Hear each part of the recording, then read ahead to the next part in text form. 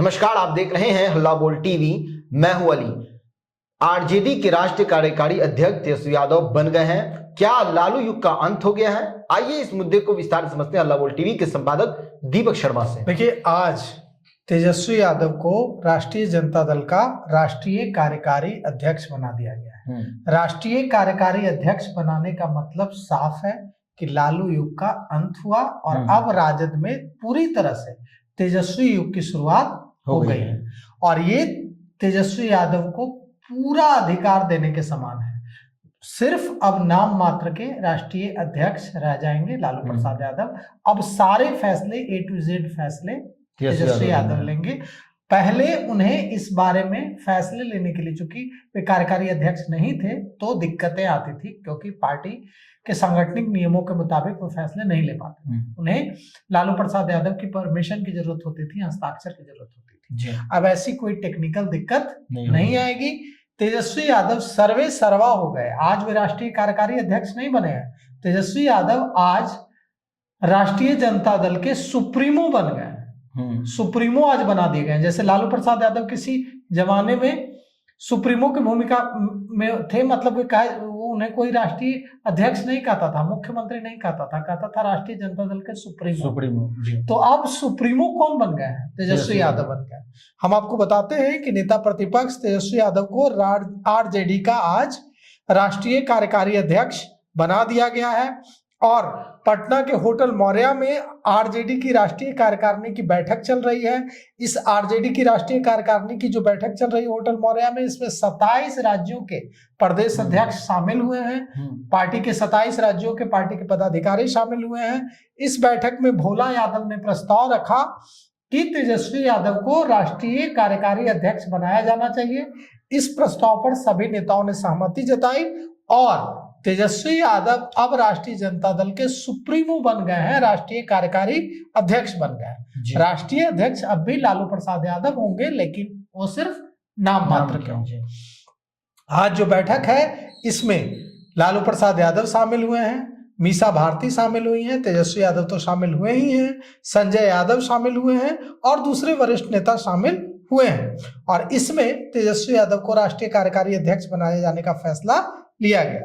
और यह भी है कि ये जो बैठक है इसमें इस पर निर्णय होगा, इस पर फैसला होगा कि आगे अब पार्टी को कैसे बढ़ना है। क्योंकि जो हार हुई है वो बेहद शर्मनाक हार हुई है। हार नहीं हुई है, पराजय नहीं हुई है, शर्मनाक हार हुई है। 25 विधायकों वाली पार्टी राष्ट्रीय जनता दल बन गया है। तो इसमें देश के 27 राज्यों के प्रदेश अध्यक्ष जो आए हैं उनसे भी चर्चा होगी और एक एकता बनाने की कोशिश भी चल रही है।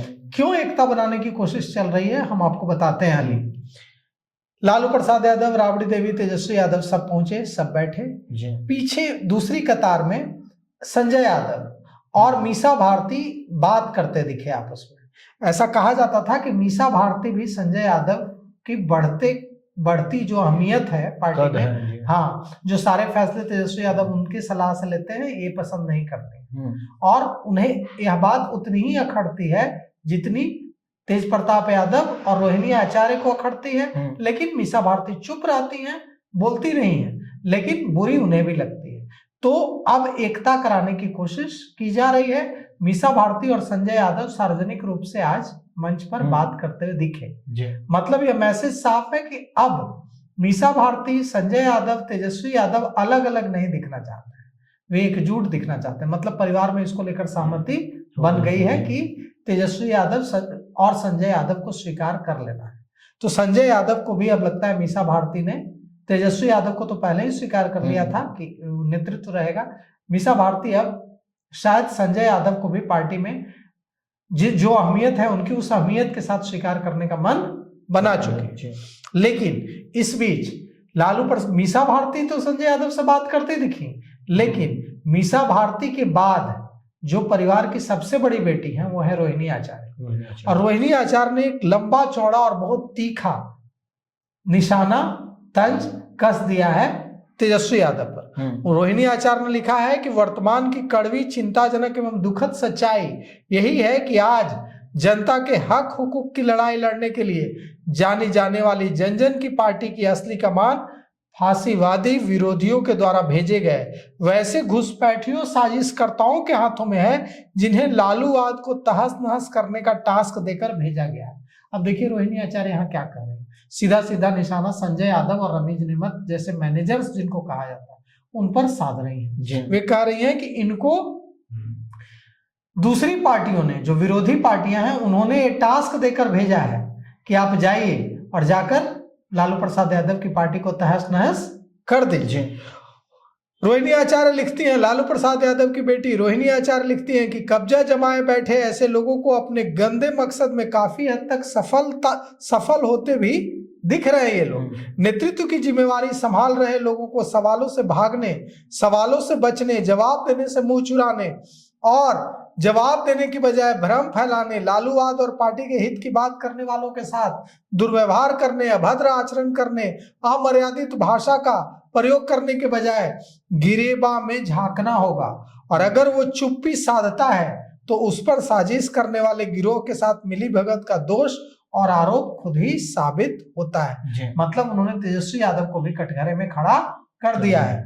और अब जो ये आज की बैठक है, यह बैठक सीधा सीधा संदेश देती है कि लालू प्रसाद यादव ने पार्टी की कमान पूरी तरह से तेजस्वी यादव के हाथों में सौंप दी है। अब तेजस्वी यादव ही वर्तमान है आरजेडी के, तेजस्वी यादव ही भविष्य है और तेजस्वी यादव ही सुप्रीमो है। जो तेजस्वी यादव चाहेंगे वो आरजेडी में होगा। जैसे एक जमाने में लालू प्रसाद यादव जो चाहते थे वही होता था, उनके खिलाफ चूं की आवाज नहीं निकलती। लेकिन तेजस्वी यादव लालू यादव नहीं है, तेजस्वी यादव संघर्ष से निकले हुए लालू प्रसाद नहीं है।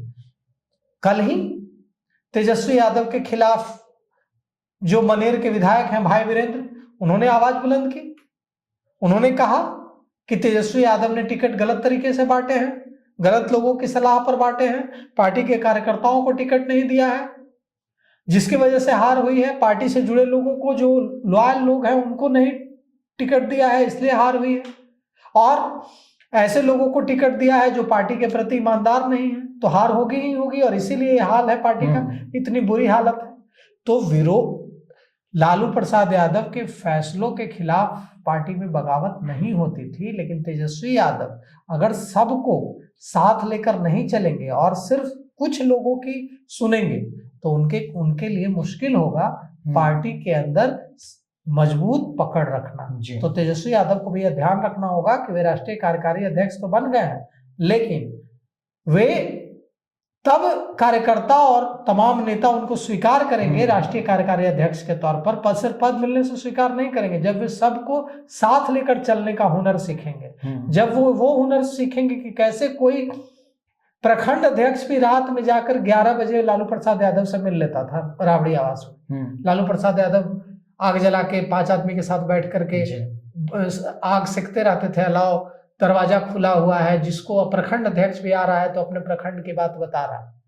वो उतना सुलभ अगर होंगे तेजस्वी यादव अपने कार्यकर्ताओं के लिए, तभी तेजस्वी यादव सही मायने में पार्टी के सुप्रीमो बन पाएंगे। जी, तो सुना आपने किस तरह से पटना के मौर्य होटल में राजद के कार्यकारी अध्यक्ष तेजस्वी यादव को बनाया गया है। अब पार्टी की सारे फैसले तेजस्वी यादव खुद लेंगे। सबसे बड़ा सवाल यह है, क्या तेजस्वी यादव कार्यकारी अध्यक्ष के पद पर रह के राजद को और राजद के भविष्य को बेहतर बना पाएंगे, या जिस तरह से विधानसभा चुनाव में राजद इतने निचले स्तर पर चला गया है उस तरह रह जाएगा राजद? इस पूरे मामले पर आपकी क्या राय है? अपनी राय कमेंट्स बॉक्स में जरूर दें। तो फिलहाल इस पेशकश में इतना ही। आए की खबरों के लिए बने रहे हल्ला बोल टीवी के साथ। धन्यवाद।